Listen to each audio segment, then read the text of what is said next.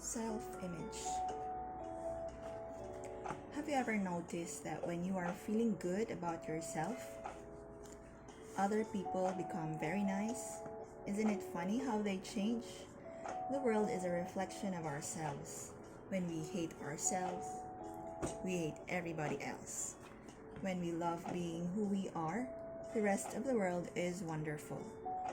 Our self-image is the blueprint which determines exactly how we will behave, who we will mix with, what we will try, and what we will avoid. Our every thought and every action stem from the way we see ourselves.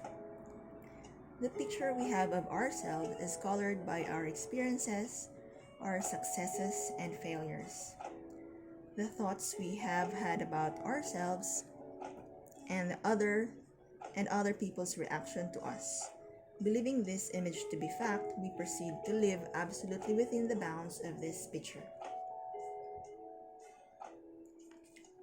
So our self-image determines pointer 1, how much we like the world and how much we like living in it, and pointer 2, exactly how much we will accomplish in life.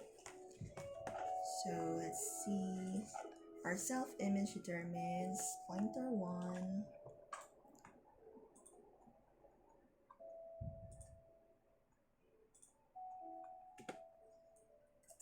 how much we like the world and how much we like living in it. Then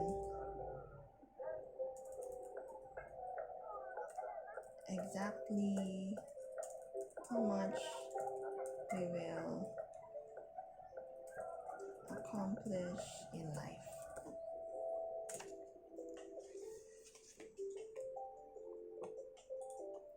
We are what we believe we are, hence Dr. Maxwell Maltz, author of the classic Psycho-Cybernetics, wrote, "The goal of any psychotherapy is to change an individual's image of himself. If you see yourself as being hopeless at mathematics, you will always have difficulty with figures. Perhaps sparked by some bad early experiences, you will have developed an attitude that says, no matter what, I can't do maths. Therefore, you don't try. Generally, you will fall further and further behind. If ever you do succeed, you say it's a fluke. When you don't succeed, you say, there, that proves I'm hopeless. Chances are that you will also tell others that you can't do maths. The more you tell your brother and your husband and your neighbor and your bank manager that you are a hopeless case, the more you believe it and the more deeply embedded that self-image becomes. The first step toward a vast improvement is to change the way we think and talk about ourselves. A slow learner can begin to become a fast learner as soon as he changes his ideas about his own capabilities. If your self-image says that your coordination is excellent, you'll pick up new sports easily. If your self-image says you are a klutz, then you will spend so much time worrying about dropping the ball that you will succeed in doing exactly that. So long as you see yourself as someone who is always broke, you will remain broke. If you see yourself as a financial winner, you will be prosperous. Our self-image is like a thermostat, and we continue to perform within the prescribed range. It may be that Fred expects It may be that Fred expects to be happy about 50% of the time. Therefore, whenever things are going extra well for Fred, he'll think, wait, things aren't meant to be this good. Something is bound to go wrong any minute. When it does, Fred takes a deep breath and says, I knew it couldn't last. What Fred may not realize is that there are other people in the world who are unhappy all the time, and still others who are happy nearly all the time. We create our own quality of life based on our own happiness self-image. What this means is that we decide on our own self-image. We decide on our own worth and decide how much happiness to expect. Compliments, or why not just say thank you? Our self image determines our focus, or what we allow ourselves to think about. A good self image allows us to concentrate on compliments paid to us and the successes we have achieved. This is not to be confused with having a big head. Someone once remarked, conceit is a weird disease. It makes everybody sick except the one that has got it. Being egotistical and having a healthy self love are complete opposites. Being egotistical and having a healthy self love are to be differentiated. People with huge egos need to be the center of attention, crave recognition, and have little concern for those around them.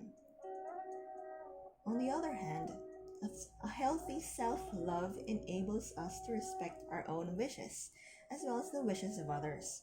It means we can feel proud of our achievements without needing to broadcast them. And it means we can accept our shortcomings while striving to improve ourselves. A healthy self love means we have no compulsion to justify to ourselves or others why we take vacations, why we sleep late, why we buy new shoes, why we spoil ourselves from time to time. We feel comfortable doing things that add quality and beauty to life. So let's just add to that. A healthy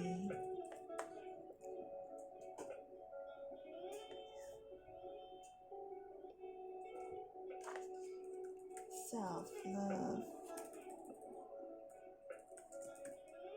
means we have no compulsion to justify to ourselves. Dot dot dot. We feel comfortable doing things that add quality and beauty to life. Let's recognize that there is no such thing as a superiority complex. When we genuinely appreciate our own worth, there is no need to tell the world how good we are. It is only the person who isn't convinced of his own worth who tries to convince the rest of the world of his value. Let's acknowledge that it is okay to accept a compliment when it is paid to us. We don't have to be perfect to accept a compliment with a graceful thank you. Successful people always do say thank you. They realize that it is healthy to acknowledge a job well done. If you congratulate an actor on winning an Oscar, he won't say, I just got lucky. He'll say thank you. If you congratulate a Nobel Prize winner, she won't say, I'm hopeless. She'll say thank you. If you congratulate a pop star on her new hit record, she won't say, I should have done better. She'll say thank you. All successful people have come to appreciate their own worth. They did so long before they became successful in order to be successful. A compliment is a gift. It takes thought and effort to bestow a compliment on somebody. Like any gift, it is disappointing to have it thrown back in your face. This is another reason to accept a compliment gracefully. Assume a friend of yours remarks on your striking appearance, to which you reply, but I have got fat lips and short legs. Now you feel bad because you haven't accepted the compliment in the spirit in which it was given. They feel bad for the same reason, and remember you as their short-legged, fat-lipped little friend. Why not just say thank you? So let's take note of that. A compliment is a gift. Dot dot dot. Like any gift, it is disappointing to have it thrown back in your face.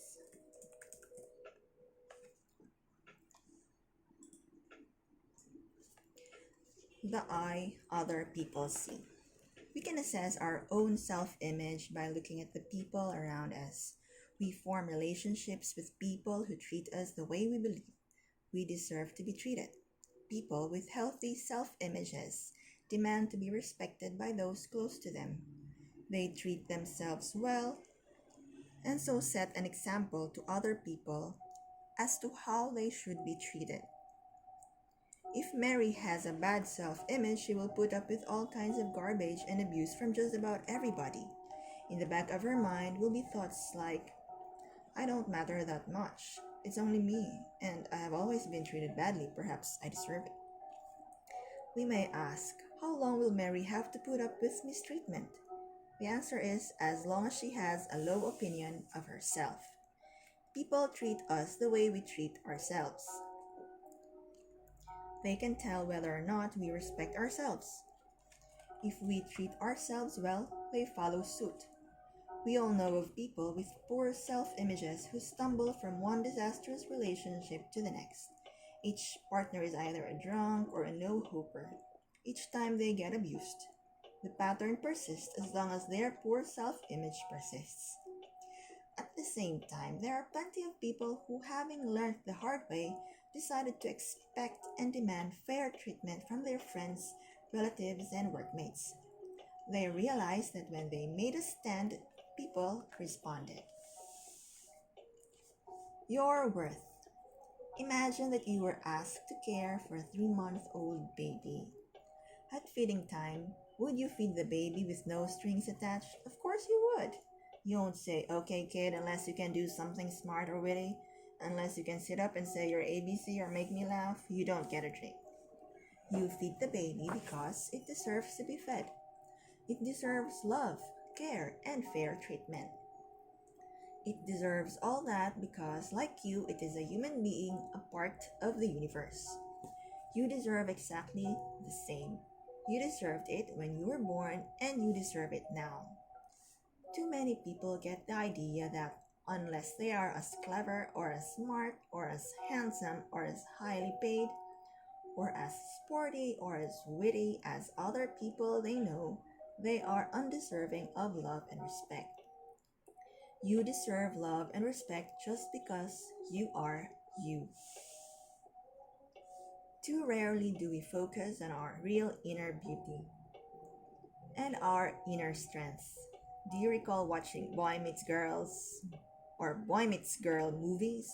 As the boy and girl struggled through thick and thin, you hoped and prayed the whole time that everything would work out. He went to war, she left home, he came back, she was gone, he found her, her brother told him to get lost, she told him to get lost, and all the time you hoped that they would live happily ever after. They got married and strolled off into the sunset as the curtain came down. You dried your tears and, clutching your empty popcorn bucket, strolled out of the theater. We cry at those movies because at our deepest level, we care, we love, we hurt. There is that inner core in all of us which is simply beautiful. Depending on how much we have been hurt, we will expose our deepest feelings, but we all share these qualities. When we see the news stories documenting the plight of the starving around the globe, we all ache inside for them. Each of us may have a different idea as to how they can be helped, but we all care. That is the way we are. Accept that you have these qualities, the capacity to love and empathize and be human. You are not only human, you are human. Recognize your own worth and constantly remind yourself that you deserve to be treated well. The story of Rapunzel. Like many fairy stories, the tale of Rapunzel has a deeper meaning to it. It is a story about self image. Rapunzel is a young lady who lives locked up in a castle, imprisoned by an old witch who continually tells her how ugly she is. One day, a handsome prince passes by the tower and tells Rapunzel of her loveliness. She lets down her golden locks so he may climb her hair to rescue her. It is neither the castle nor the witch that has kept her a prisoner, but the belief in her own ugliness. When she recognizes her beauty reflected in the face of her Prince Charming, she is set free. We all need to be aware of the witch or witches inside ourselves that are stopping us from breaking free. Self image and the subconscious.